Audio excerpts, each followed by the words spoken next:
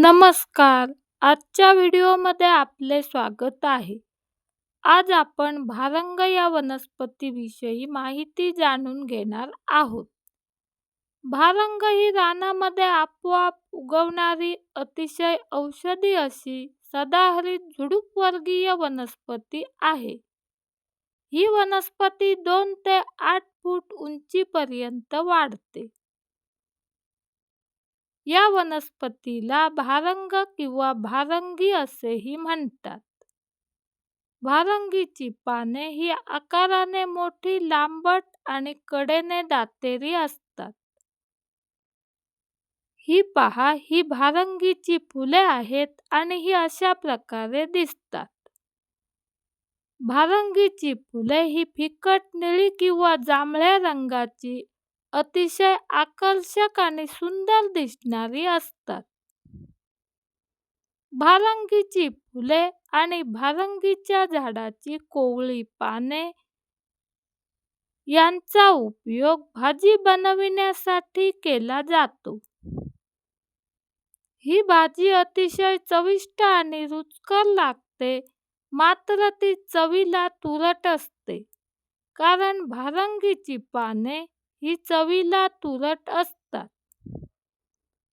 या वनस्पतीच्या मुळांचा उपयोग आयुर्वेदिक औषधांमध्ये केला जातो. भारंग ही वनस्पती उष्ण प्रकृतीची असल्यामुळे कफ आणि वात हे दोष संतुलित करण्यासाठी या वनस्पतीचा उपयोग होतो. सर्दी, ताप, खोकला, दमा इत्यादी आजारांमध्येही भारंग वनस्पती गुणकारी असते. पचनक्रिया सुधारण्यास ही वनस्पती उपयुक्त ठरते.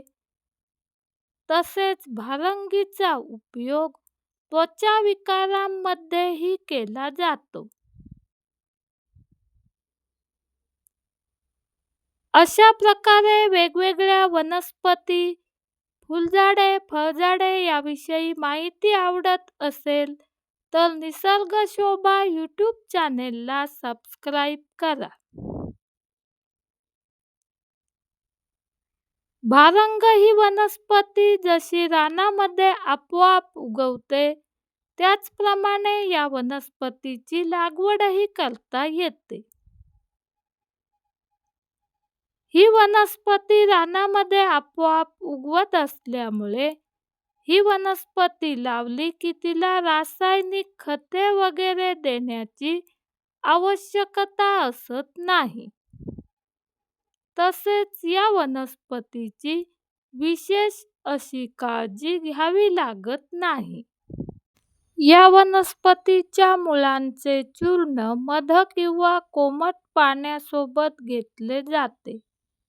मात्र भारंग ही वनस्पती उष्ण प्रकृतीची असल्यामुळे या वनस्पतीचा उपयोग आयुर्वेदिक औषधांसाठी करण्यापूर्वी तज्ज्ञांचा सल्ला घेणे आवश्यक असते.